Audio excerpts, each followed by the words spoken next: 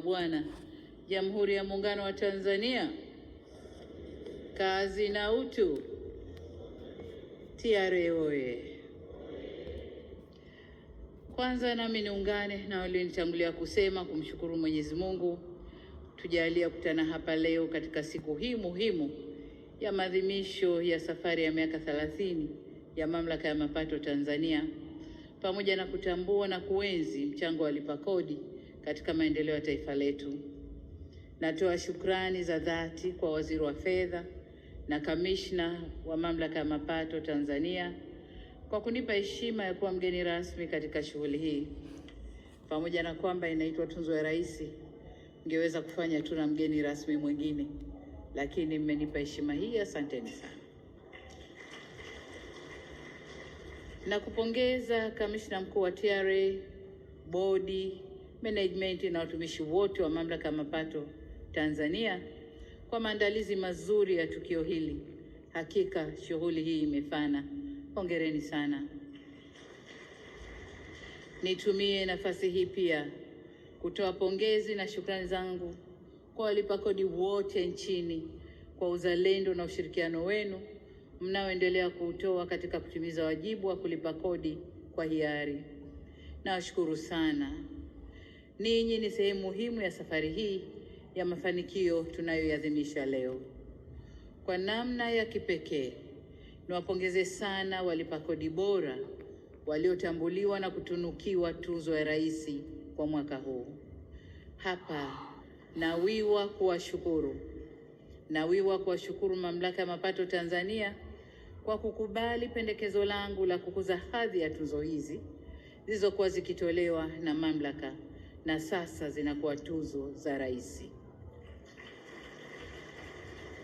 Wafanyabiashara wanaotekeleza wajibu wao wa kisheria na kizalendo wa kulipa kodi kwa uaminifu na kwa wakati wamejijengea heshima hii, nami sikuwa na budi kuwapa heshima hii. Tuzo hii inatolewa kwa mara ya kwanza ikiitwa Tuzo ya Rais kwa mlipaji kodi bora. Hivyo basi, tunapowatunuku walipa kodi bora leo, tunatuma ujumbe kwa walipa kodi wengine wote nchini kwamba serikali inatambua, inathamini na kuheshimu mchango wenu katika kulijenga taifa letu.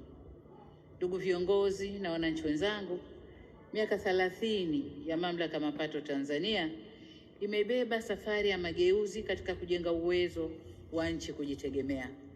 Tumemsikia hapa kamishna ametueleza.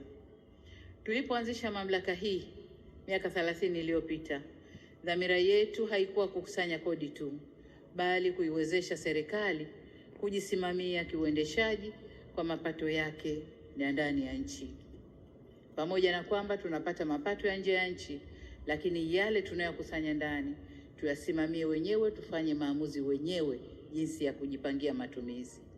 Wenzetu katika nchi nyingine ndani ya bara hili la Afrika leo wanakusanya mapato ndani ya nchi na wanayapeleka kwenye benki kuu za nje ya nchi kuwekewa mapato yale. Kwa Tanzania hilo halipo. Kwao tujipongeze.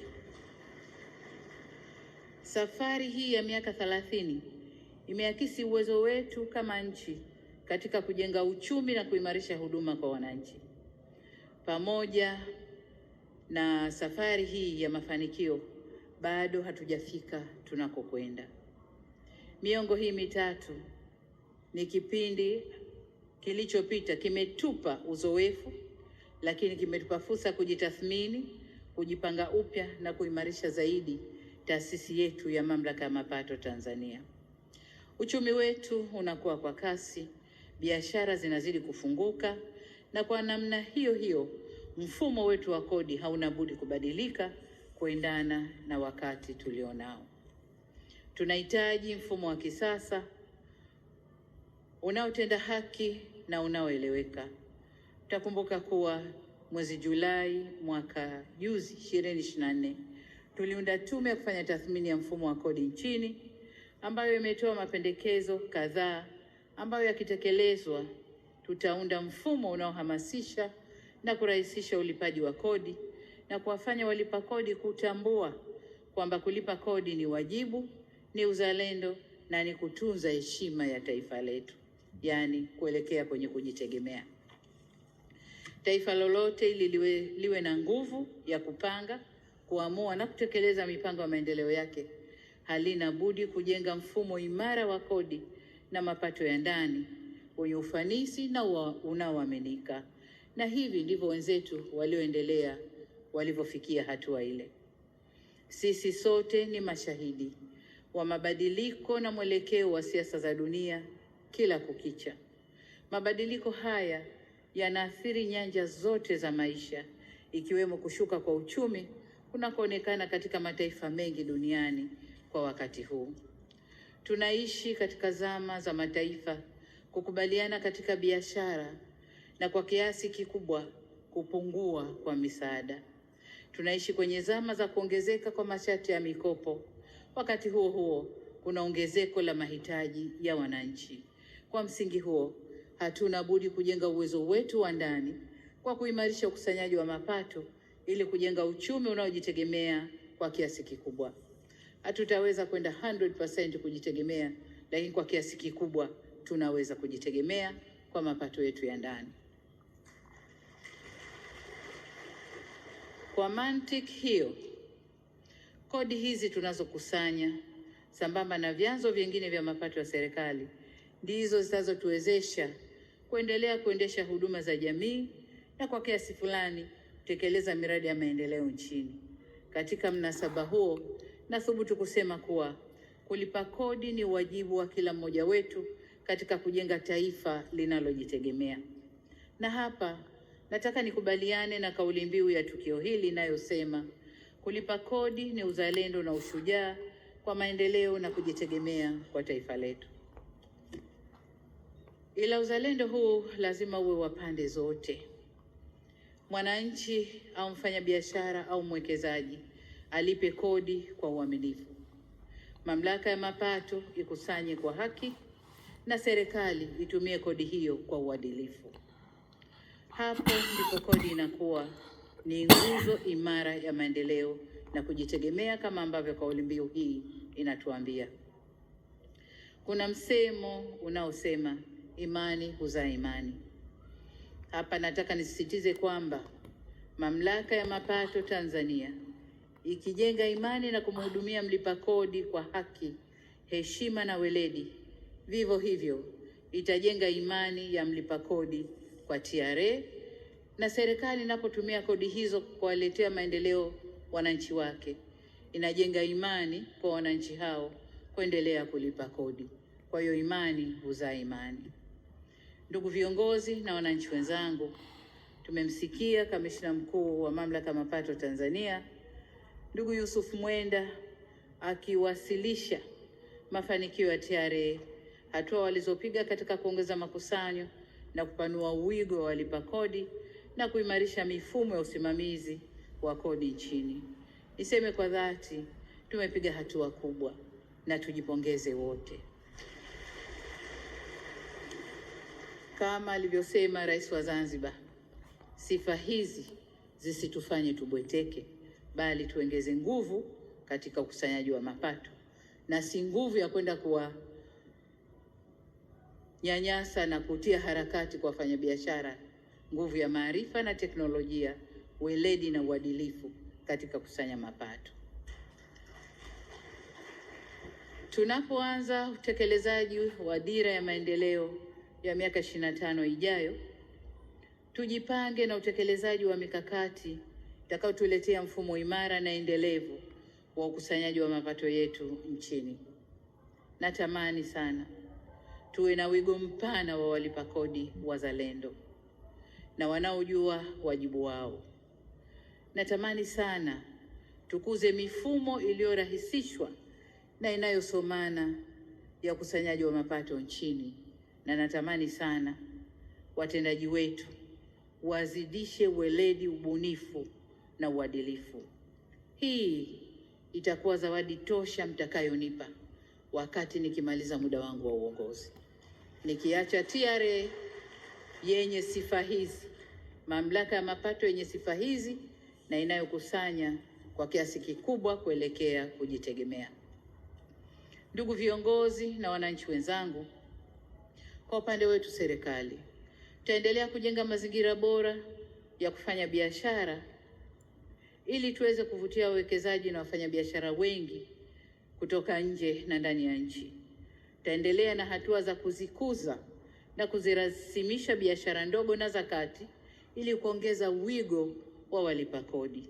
Tutaendelea kuijengea uwezo Mamlaka ya Mapato Tanzania ili iweze kufanya kazi zake kwa umakini na ubora zaidi. Nimefurahi kusikia kuwa TRA inaanza utekelezaji wa mpango mkakati wa 7 wa kuimarisha taasisi na kukuza tija. Nawapongeza kwa hatua hii. Rai yangu kwenu kwamba mpango huu usipimwe kwa ujenzi wa ofisi mpya za Mamlaka ya Mapato Tanzania nchi nzima au magari na makompyuta mtakayoyanunua, bali kwa matokeo yanayomgusa mlipa kodi. Vile vile mpimwe kwa ongezeko la mapato ya taifa letu. Tukifanikiwa na hayo, tutajenga uwezo wa kutekeleza mipango yetu ya maendeleo kwa ustawi wa wananchi na taifa kwa ujumla. Ndugu wananchi wenzangu, napoendelea kusisitiza umuhimu wa kulipa kodi, natambua kwamba kulipa kodi ni uzalendo na heshima, na kukwepa kodi ni usaliti na si jambo la fahari hata kidogo. Hata dini zetu zinahimiza ulipaji wa kodi, sio tu kama wajibu kwa mwananchi, bali pia ni uungwana na tendo la imani. Wanasema kulipa kodi is a civic duty as well as moral and spiritual obligation. Kwa Wakristo, mafundisho ya Bwana Yesu kwenye Luka 20:25 na Matthew 17:27 yote yanahimiza waumini kulipa kodi pale inapohitajika. Kwa hiyo kwa waumini wa dini hii wende wakaangalie huko. Kwa Waislamu, hadithi iliyoelezwa na Ibn Majah, hadithi namba 1991 na Ibn Umar na Bibi Aisha, ni kwamba Mtume Muhammad sallallahu alaihi wasallam alikuwa akichukua dinar 20 au zaidi kutokana na mauzo ya mazao ya kilimo kuendana na aina ya kilimo mtu anachofanya, kama ni kumwagilia au kusubiri mvua. Kwa hiyo alikuwa akichukua fedha kwa viwango tofauti kutokana na aina ya kilimo unayofanya. Lakini matumizi ya fedha hizo yalikuwa ni kwa ajili ya matendo ya imani na kutimiza mahitaji ya jamii. Sawa sawa na tunavyochukua kodi, ni kutimiza huduma za jamii nchini, lakini pia kujenga maendeleo ya nchi yetu. Vile vile katika sheria za Kiislamu kumetajwa aina 4 za kodi. Nazo ni kodi ya mali, property tax, kodi ya maduka, kodi ya ardhi, lakini pia kuna kodi ya kichwa ambapo hapa kwetu hatufanyi. Kilichosisitizwa zaidi kwenye dini zetu ni kutokuwa na kodi ya dhulma au dhulma ya kodi.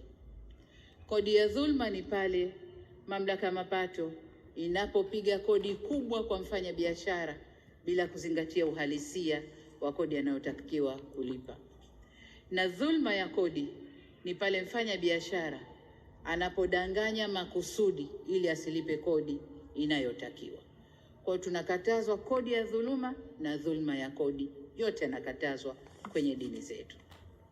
Ndugu zangu, napoendelea kuhitimisha hotuba yangu, niendelee tena kuwapongeza walipa kodi mliopokea tunzo ya Rais leo. Hongereni sana. Ni imani yangu kwamba mtaendeleza uadilifu mliouonesha, na kwa wale ambao hawakupata tuzo leo, mtarekebisha yale mapungufu machache yaliyopo na kuweza kuingia kwenye mkondo wa akina mzee Bakhresa mwakani. Aidha,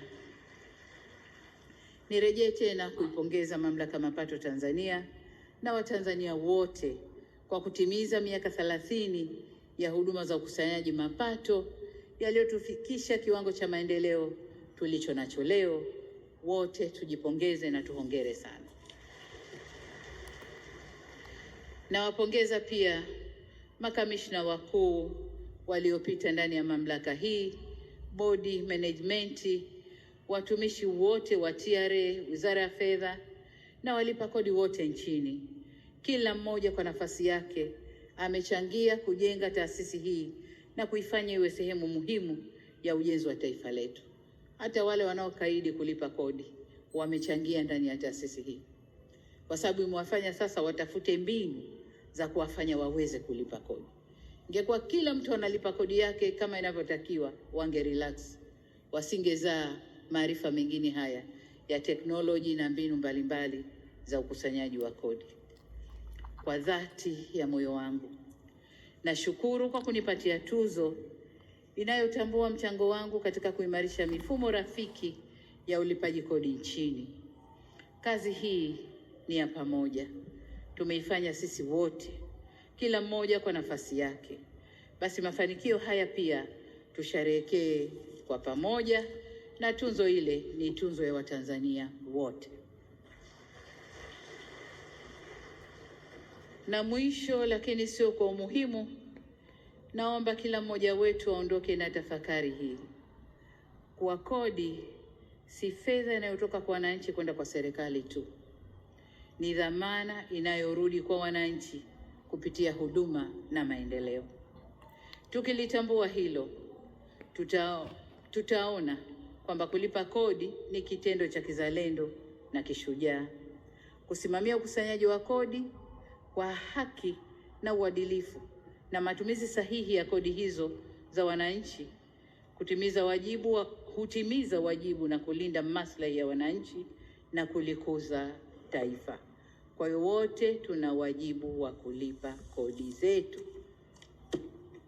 Baada ya kusema hayo, niwashukuru sana kwa kunisikiliza, na washukuru kwa kuhudhuria hafla hii, na wale wanaotutazama kwenye vyombo vya habari, na washukuru pia kwa kuchukua muda wao kutuangalia au kufuatilia tukio hili. Miaka 30 ya Mamlaka ya Mapato Tanzania. Oi! Mungu aibariki nchi yetu Tanzania. Mungu aibariki Mamlaka ya Mapato Tanzania. Asanteni sana kwa kunisikiliza. Asante sana. Kwa heshima na taadhima, naomba tuinuke tupige makofi mengi ya kumpongeza Mheshimiwa Rais.